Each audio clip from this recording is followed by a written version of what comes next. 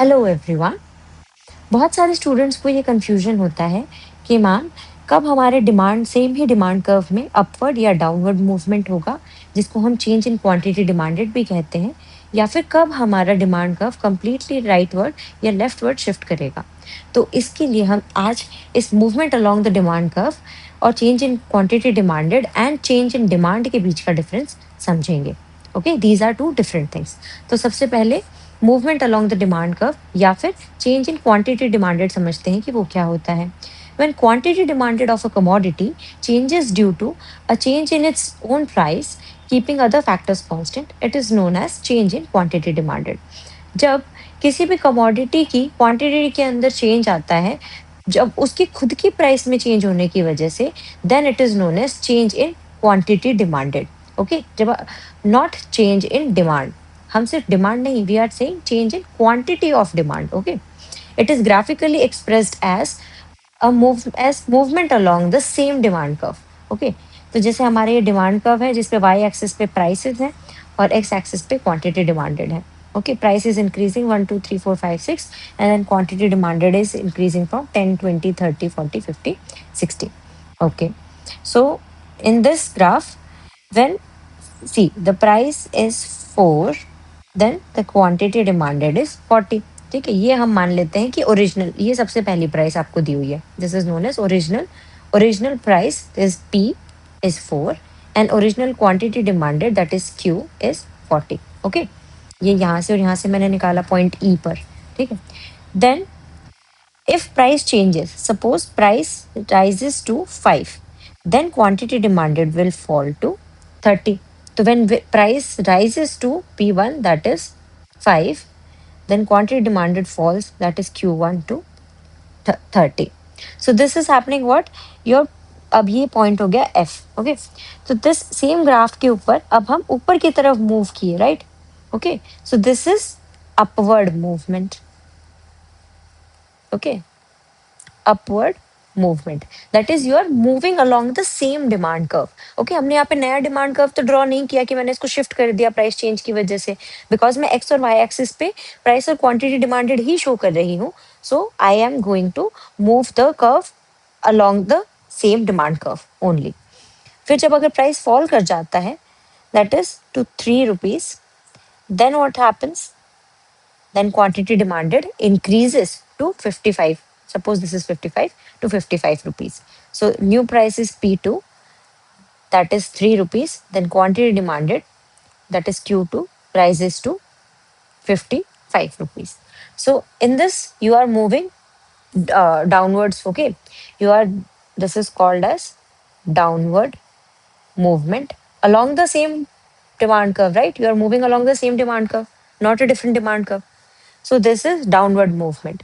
जब हम ऊपर की तरफ मूव करेंगे, so this is a negative, like you are moving against the same demand curve. ऐसा क्यों हो रहा है, सेम अगेंस्ट क्यों जा रहे हैं? Because we all know that demand curve is a downward, naturally downward sloping demand curve, downward sloping curve. Why is it so? Because of the negative or inverse relationship between price and quantity demanded. जब price बढ़ती है तो quantity demanded fall करती है, और जब price fall होती है तो quantity demanded राइसेस। This is my law of demand only.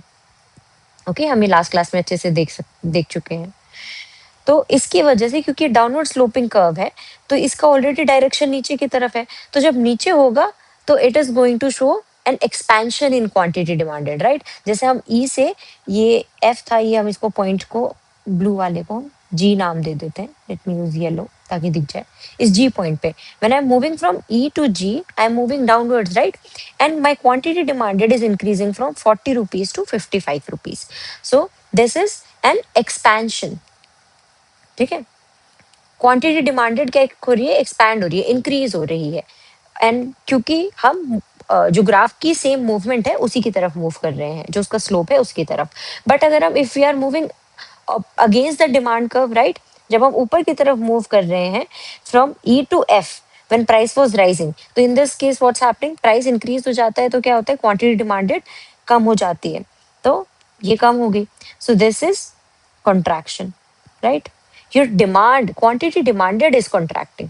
Okay, so this is known as upward movement, is also known as contraction. I hope it is clear. अब upward movement मैंने आपको बता दिया कि जब हम ऊपर जाते हैं, जब प्राइस राइज होगी, तो उसे हम अपवर्ड मूवमेंट बोलेंगे। Upward movement along the same demand curve. ये अपवर्ड मूवमेंट कब होगा? When price rises, on where price increases, quantity demanded falls. So is this causes upward movement along the same demand curve. When will the downward movement happen?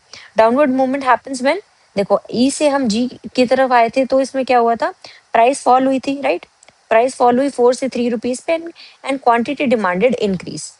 Okay, so it happens, downward movement happens when, it happens when price falls and quantity demanded increases.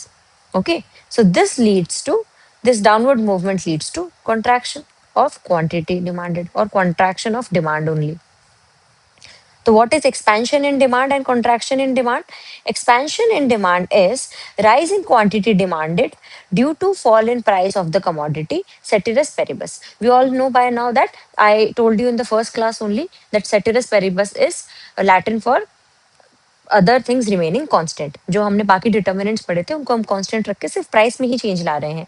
तो जब price quantity demanded fall करती है due to sorry, quantity demanded rise करती है due to fall in price, then it causes expansion of demand curve. इस case के अंदर हमारा demand curve में movement किस तरफ होगा?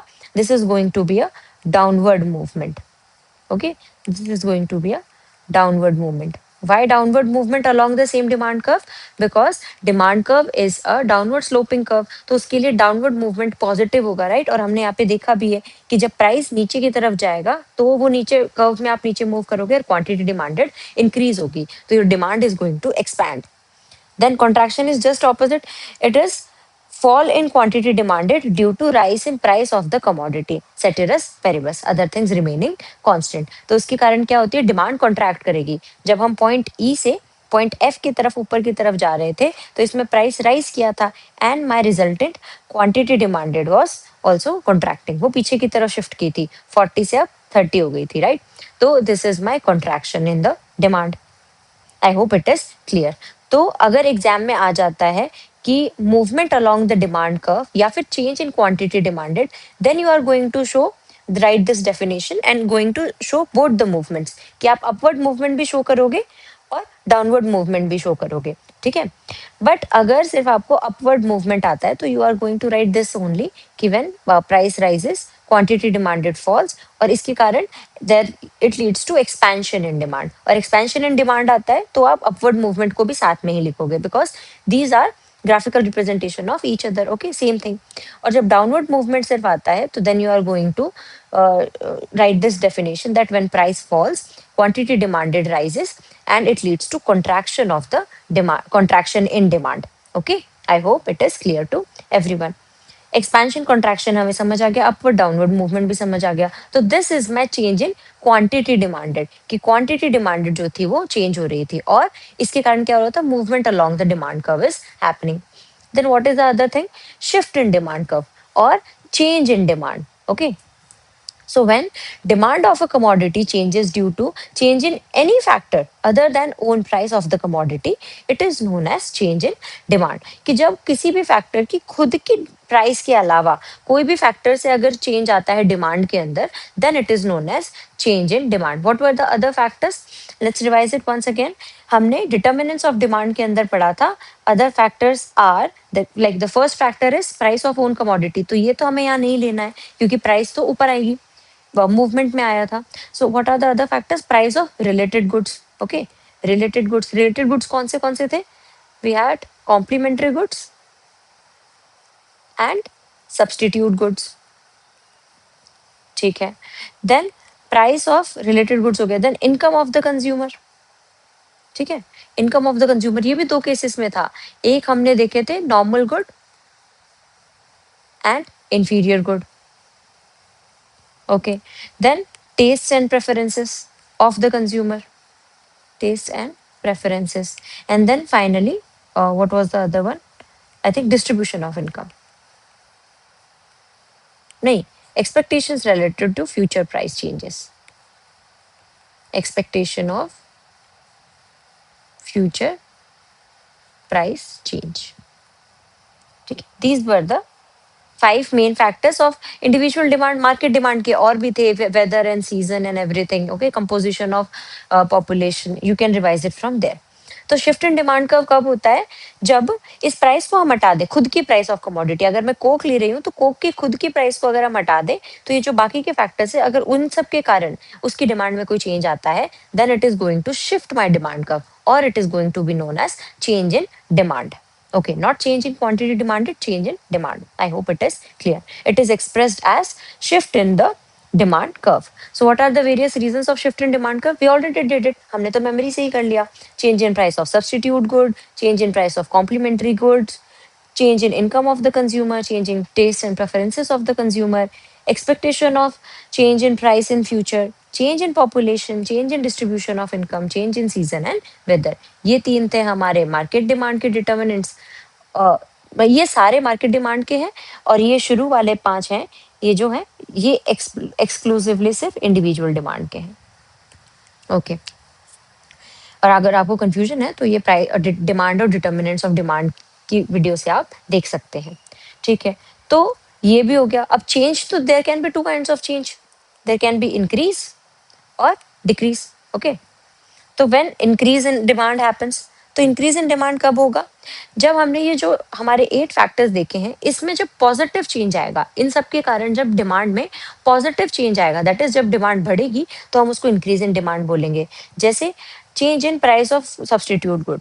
तो सब्सटीट्यूट गुड हमारे क्या थे? जैसे कोक और पेप्सी.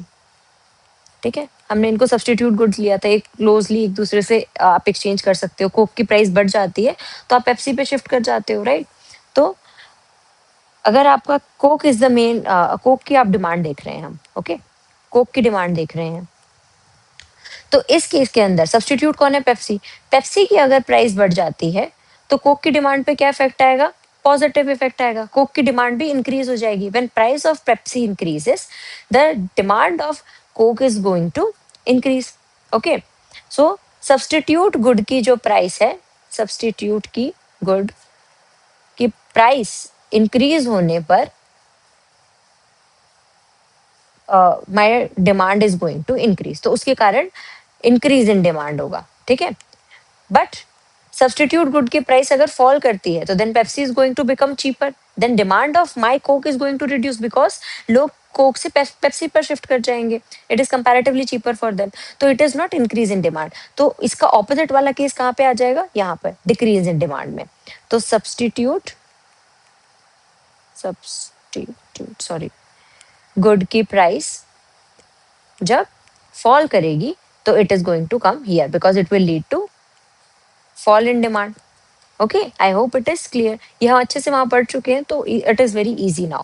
तो ये फर्स्ट तो हमारा हो गया सब्सटीट्यूट गुड वाला केस. अब आप सबको समझ में आ गया होगा इजीली कि सारों सभी के अंदर हम ऐसे पॉजिटिव वाला ही चेंज देखेंगे, जिससे हमारी डिमांड बढ़ रही है हमारे गुड की. तो फर्स्ट मैंने यहाँ पे लिख दिया था, सब्सटीट्यूट गुड की प्राइस इंक्रीज हो रही है, तो इससे हमारी खुद की डिमांड जो है कमोडिटी की, वो इंक्रीज हो जाएगी. इसको मैं यहाँ रखूंगी. Change in price of complementary goods. तो इसके अंदर क्या होना चाहिए? Complementary goods are the goods that are used together, like tea and sugar, bat and ball. ठीक है, और कार एंड फ्यूल, पेट्रोल और डीजल. ठीक है, so when when price of complementary good increases, तो वो यहाँ पे नहीं आएगा. When price of complementary good falls, then it is going to come here, because it will lead to increase in demand. जैसे कि शुगर और टी की बात है, टी और हम शुगर देखते हैं, तो जब ये दोनों कॉम्प्लीमेंट्री गुड्स हैं, साथ में चाहिए होते हैं चाय बनाने के लिए, दोनों चीजें, tea leaves and sugar. Okay, तो जब शुगर की प्राइस फॉल हो रही है, तो शुगर सस्ती हो गई है, तो the demand for tea is also going to increase. Why is it so? Because these are complementary goods, these are used together. अगर हम बैट और बॉल के केस में देखें, तो आपको और अच्छे से समझ आएगा कि अगर बैट की प्राइस फॉल कर जाती है, तो बॉल की डिमांड इंक्रीज हो जाती है, क्योंकि बैट सस्ते हो जाते हैं, तो लोग और ज्यादा क्रिकेट खेलेंगे. ठीक है, तो उसके अंदर बॉल की रिक्वायरमेंट भी होती है. तो I hope it is clear. और इसका just opposite is going to come in decrease in demand. तो जब price of substitute good increases, sorry, complementary good increases, the demand falls. So it will lead to decrease in demand. Then third क्या है? Income of the consumer. अगर normal good का case है, normal good के अंदर when income of the consumer increases, then income को हम economics में वाई से या फिर एम से शो करते हैं, तो अभी हम वाई से शो करेंगे। When income of the consumer increases then demand also increases, normal good के केस में। और नॉर्मल गुड में ही अगर income of the consumer decreases then your demand also decreases, ठीक है, क्योंकि आपकी परचेजिंग पावर कम हो जाती है। इनका नॉर्मल गुड और इंफीरियर गुड का हम डिफरेंस वहां पे पहले समझ चुके थे। बाजरा, ठीक है, वो सेम एग्जांपल में यूज कर रही हूँ ताकि आपको याद हो जाए। Bajra for a rich person is a normal good, ठीक है, because it's not his compulsion to buy bajra, ठीक है, वो अपनी चॉइस से खा रहा है। He can also buy wheat, rice और अदर सीरियल्स, ठीक है, pulses etcetera. But for a poor person who is, ठीक है, फॉर अ पुअर पर्सन जो सिर्फ अपनी गरीबी के कारण, क्योंकि उसके पास कम पैसे हैं, कम इनकम है, कम सैलरी है, उसके कारण अगर बाजरा कंज्यूम करता है, then for him bajra is an inferior good, क्योंकि जब उसकी इनकम इंक्रीज होगी इस केस के अंदर, तो he will prefer not to buy bajra, so he will shift to a better for a better cereal like wheat और राइस। तो इन नॉर्मल गुड के केस में तो price income of the consumer increase leads to increase in demand.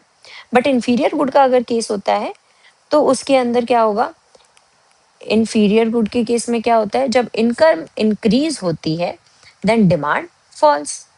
यहाँ पर भी same, when inferior good के case में, ओके सॉरी सॉरी, क्योंकि डिमांड फॉल हो रही है तो हम इसको यहाँ नहीं लिखेंगे, हम इसको डिक्रीज इन डिमांड में लिखेंगे ना। In income increases demand falls, and income falls and demand increases, क्योंकि अब वो वापस से इस पे शिफ्ट कर जाएगा, ठीक है, इस कारण से बाजरा पे वापस से शिफ्ट कर जाएगा, और उसकी इनकम पहले से और गिर जाती है। वो पहले व्हीट खा पा रहा था बट अब इनकी इनकम गिर गई है, तो he will buy more of bajra. Okay, I hope it is clear.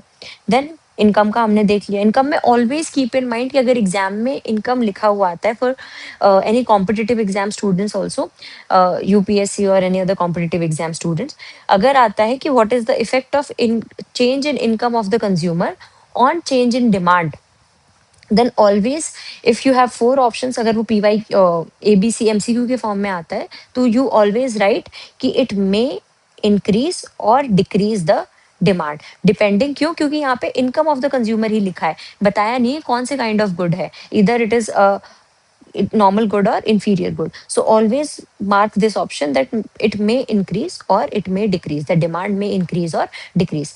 और सीबीएसई स्टूडेंट्स, अगर आपको एमसीक्यू में आता है तो आप ऐसे आप भी यही टिक करेंगे, CBSE ICSE school students. And अगर आपको एक्सप्लेनेशन में 2-3 मार्क्स के अंदर लिखना आता है तो always write the complete explanation that if it is a normal good then it will lead to increase, normal good के अंदर increase in income leads to increase in demand, and decrease in income leads to decrease in demand.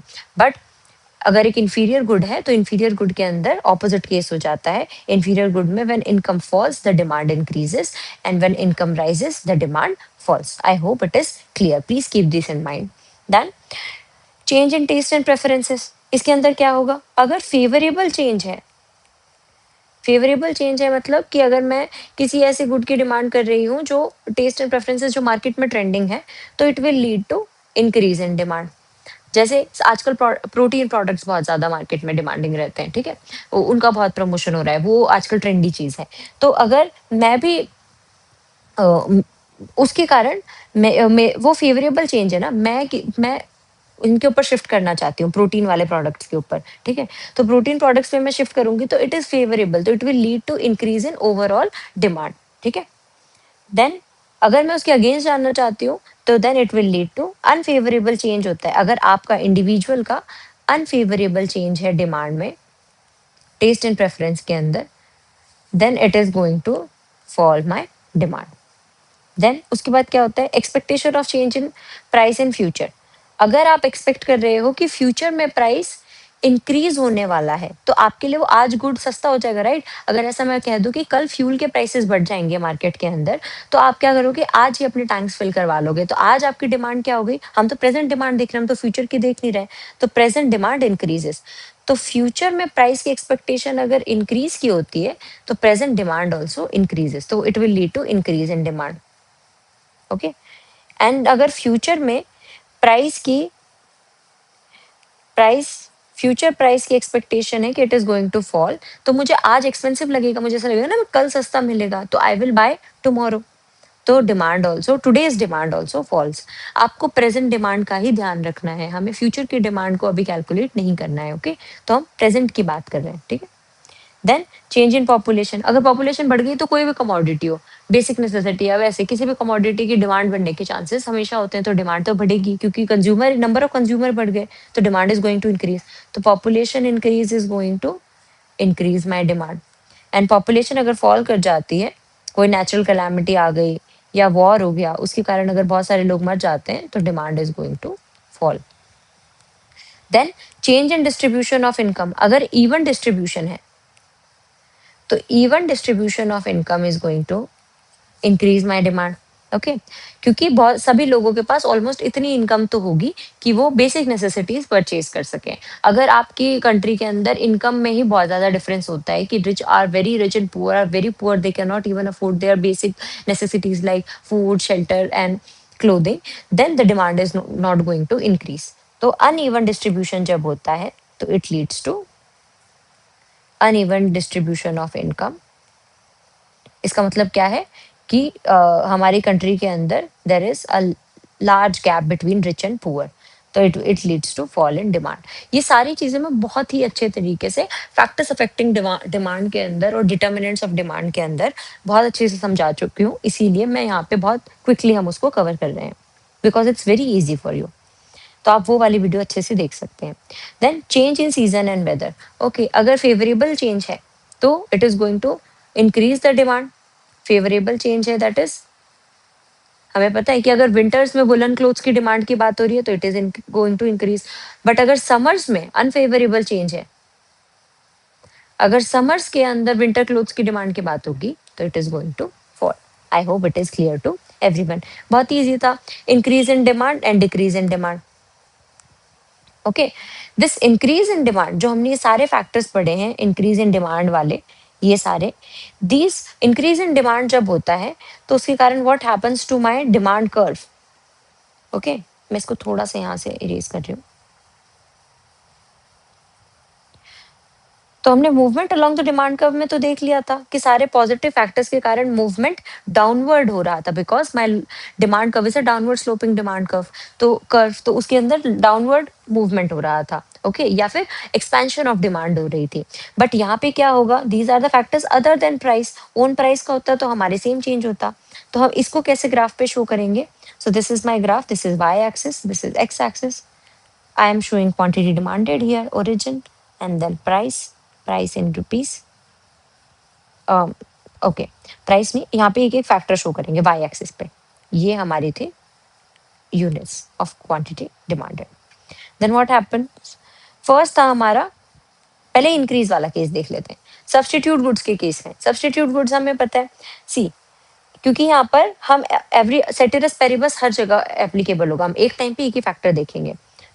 तो हम यहाँ पे रखेंगे price of substitute good. Okay,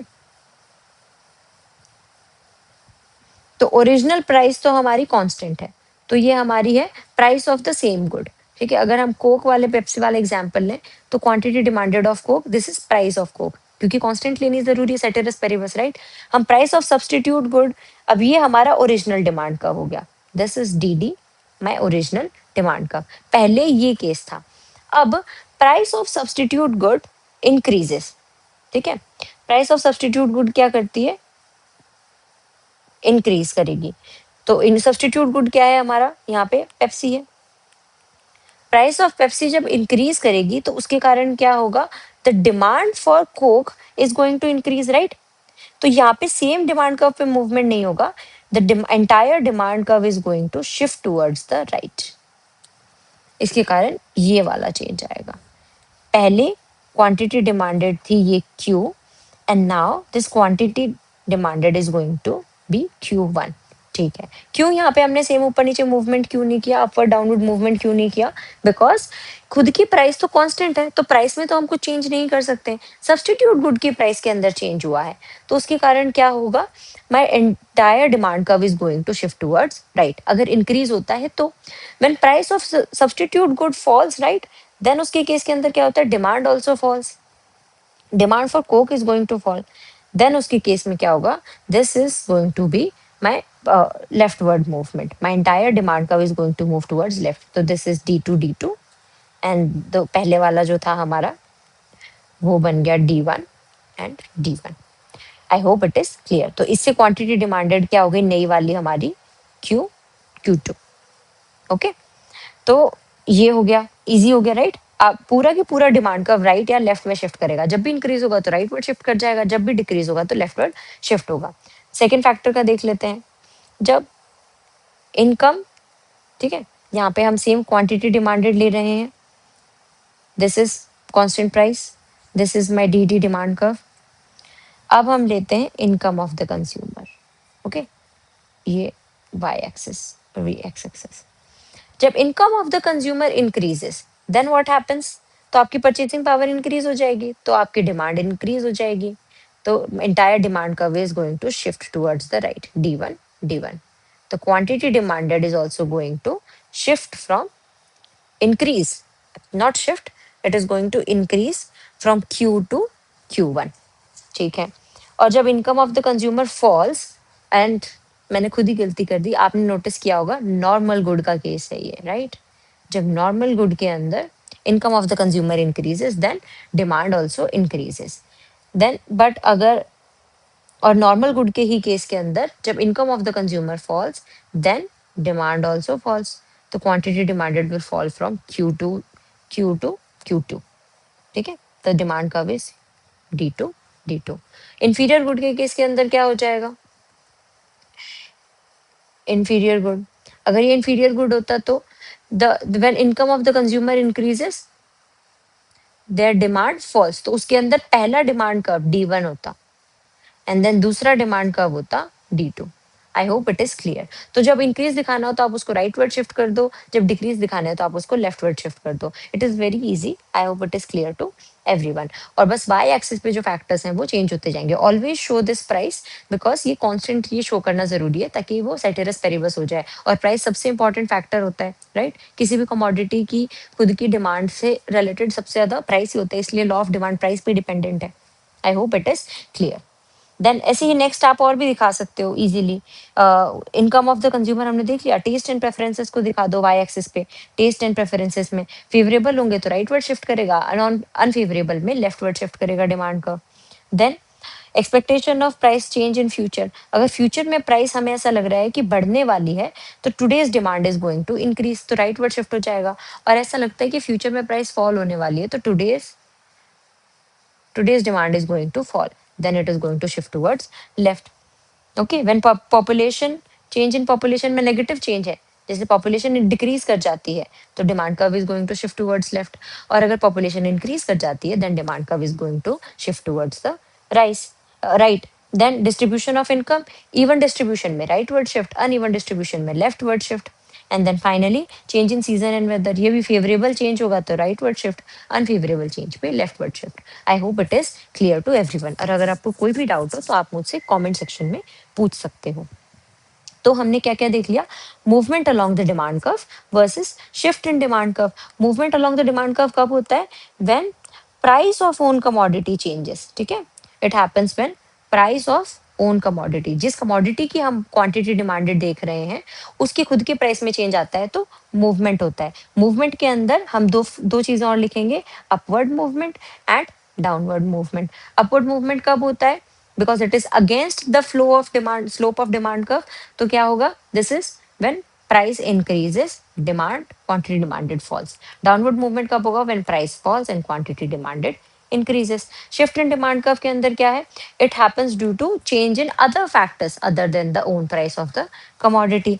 तो shift कब किस किस के अंदर होता है, जो अभी हमने 8 फैक्टर्स देखे उनके कारण होता है, तो आप वो लिख देना। राइट वर्ड शिफ्ट का मतलब क्या होता है, increase in demand. Left word shift का मतलब क्या होता है, डिक्रीज इन डिमांड। ठीक है, एंटायर डिमांड कर्व शिफ्ट होता है। चेंज इन क्वांटिटी डिमांडेड, ये सारे के सारे मैंने अलग अलग चीजें लिखी हुई है क्योंकि ये एग्जाम में ऐसे पूछी जा सकती है। ये पूछेंगे तो भी आपको सेम चीजें लिखनी है कि movement along the demand curve versus shift in demand curve पूछे तो आपको सेम चीजें लिखनी है जो मैंने आपको अभी बताई। Change in demand quantity demanded versus change in demand पूछे तो भी आपको सेम चीजें लिखनी है। वहां पे और लिख देना, it leads to movement along the demand curve, change in demand leads to shift in the demand curve। तो ये सेम चीजें हो गई again. Expansion in demand curve आए तो सिर्फ एक ही पार्ट लिखना है कि एक्सपेंशन कब होता है, जब downward movement along the same demand curve, and increase in demand happens when the entire demand curve shifts towards the right। ये कब होगा, when own price of the commodity decreases ताकि quantity demanded increases। ये कब होता है, when other factors have positive change in them, other factors other than the own price of the commodity has positive change in them, then उसके कारण increase in demand। आप उन आठों में से दो चार लिख देना जो आपको अच्छे लगे। देन कॉन्ट्रैक्शन इन डिमांड इसका जस्ट ऑपोजिट है, तो it is movement, upward movement along the same demand curve. इसके अंदर आप क्या करोगे, when price increases quantity demanded decreases और contracts.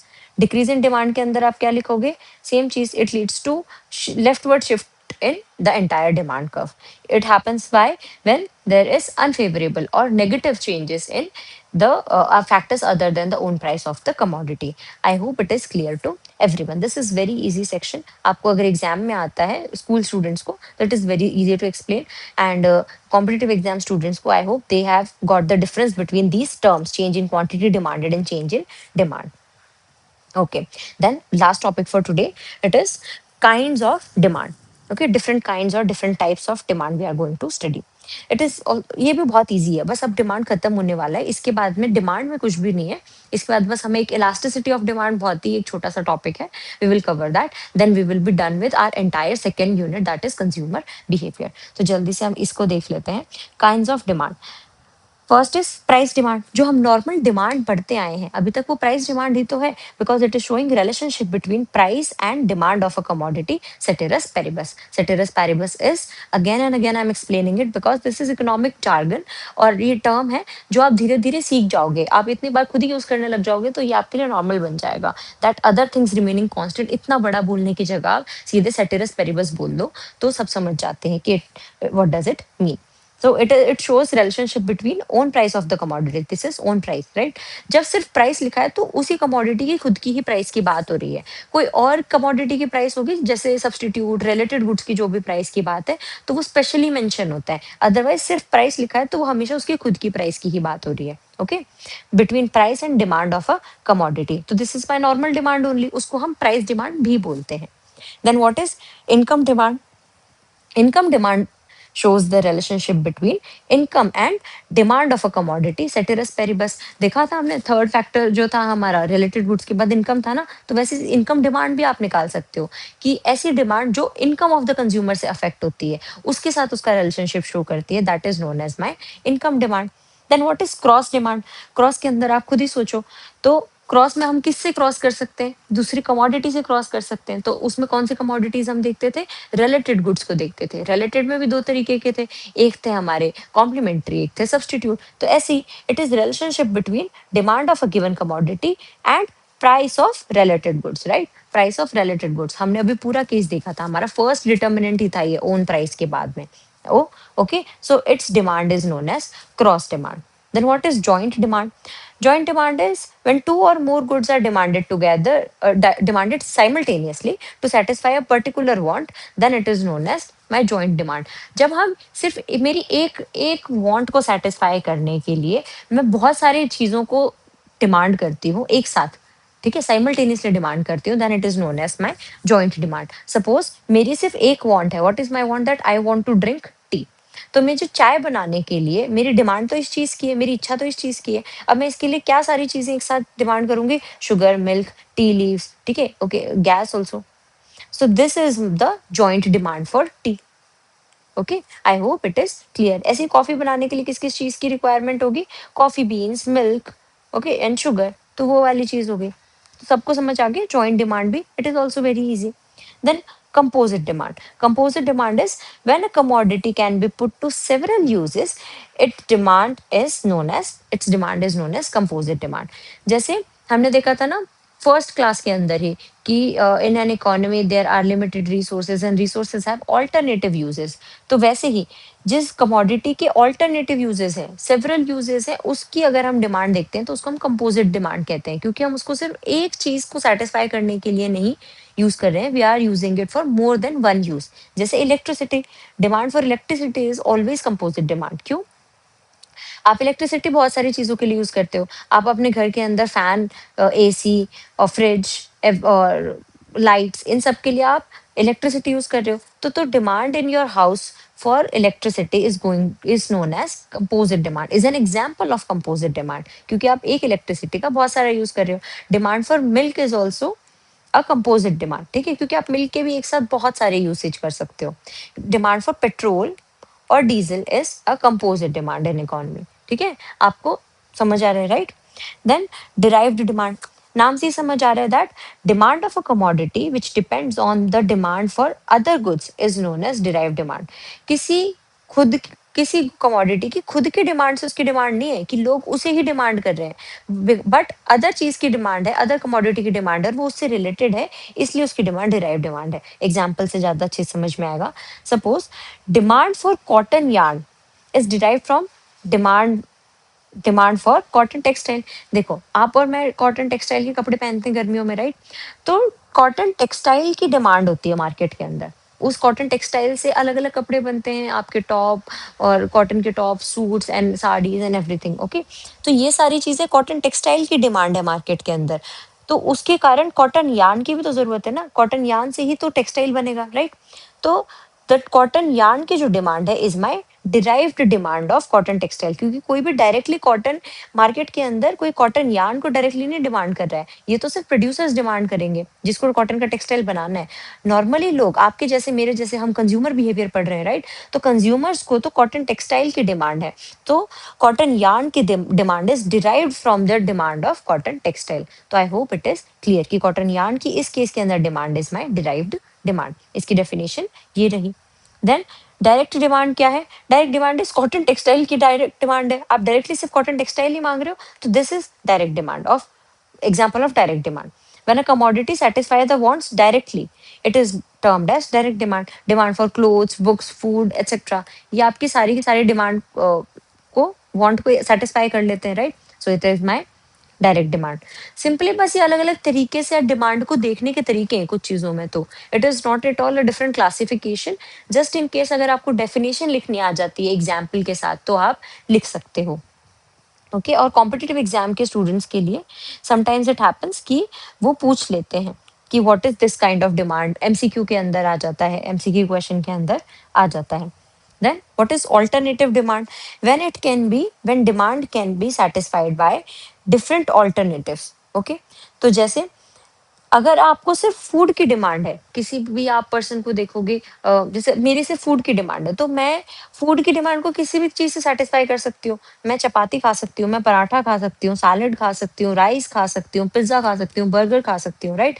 So the demand for food is called as alternative demand, क्योंकि आपने तो सिर्फ फूड डिमांड किया है, आप किसी भी चीज को सेटिस्फाई कर सकते हो। एक ही डिमांड को सेटिस्फाई करने के लिए आपके पास बहुत सारे ऑप्शंस हैं, ऑल्टरनेटिव्स हैं। Then demand for food is known as alternative demand, okay? Then competitive demand, I hope it is last one, right? This is the last one. Competitive demand is what? When two goods are close substitute of each other and increase in demand of one with reduce in demand of will reduce, this is will, sorry, reduce the demand of other, then demand for any one of them is known as competitive demand, ठीक है। जब कोई भी दो commodities एक दूसरे के बहुत ही क्लोज सब्सटीट्यूट है कि आप इजीली स्विच कर सकते हो उसके अंदर, जैसे हम कोक पेप्सी का एग्जांपल ले रहे थे, तो these are very close substitute of each other, कि अगर कोक की प्राइस में थोड़ा सा भी चेंज आता है तो लोग पेप्सी पे जल्दी से शिफ्ट कर जाते हैं, थम्स अप पे जल्दी से शिफ्ट कर जाते हैं, राइट? ये भी ऐसे ही है, ये भी क्लोज सब्सटीट्यूट है। तो this is leading what, these goods are these goods have competitive demand, कि एक की डिमांड से, एक की प्राइस के चेंज अंदर के में चेंज आने की वजह से दूसरे के अंदर दूसरे की डिमांड में बहुत ज्यादा ही चेंज आ जाता है, ठीक है। सो दीज गुड्स, इन दोनों में से मैं किसी को भी ले लूंगी तो दोनों को ही कॉम्पिटिटिव डिमांड कहा जाएगा। इन दोनों की डिमांड अपने आप में ही कॉम्पिटिटिव डिमांड है। ऐसे ही कॉफी और टी की डिमांड भी कॉम्पिटिटिव डिमांड है फॉर दोस्त जिनको फर्क नहीं पड़ता है। अगर आप सिर्फ चाय लवर ही हो, अगर आप सिर्फ चाय पीते हो, आप कॉफी पीते ही नहीं हो, तो then it's a different case. But generally अगर जो जो लोग टी और कॉफी दोनों को इजीली सब्स्टिट्यूट कर लेते हैं, तो उनके लिए this is also competitive demand का example. I hope it is clear. ये सिर्फ एमसीक्यूज के लिए इंपॉर्टेंट होता है, इसे बहुत ज्यादा आता नहीं है एग्जाम के अंदर। ठीक है। So that is it for today's class, and in next class we are going to understand elasticity of demand. It is very interesting, and exam में हमेशा, सीबीएसई एग्जाम्स में स्पेशली, एग्जाम में हमेशा इसका एक ना एक क्वेश्चन आता है, आपको न्यूमेरिकल सॉल्व करना आता है, एंड इट्स वेरी इजी। एक फॉर्मूला है, उसी को हम दो तरीके से सॉल्व कर लेते हैं। दो बहुत ही छोटू सा है, तो हम कल की नेक्स्ट क्लास के अंदर इसको जल्दी से कर लेंगे, and we will be done with it. Then we will be done with entire topic of demand only in micro economics. ठीक है। तो I will see you in next video. If you like the video, please press the like button, subscribe to the channel, and share it with your friends. And if you have any doubt, you can ask me in the comment section. Thank you.